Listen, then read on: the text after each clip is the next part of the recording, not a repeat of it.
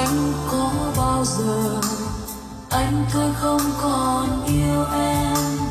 Anh trả lời em rằng cuộc tình chúng mình không bao giờ tan. Em hỏi anh đến khi nào anh đi chung đường người ta.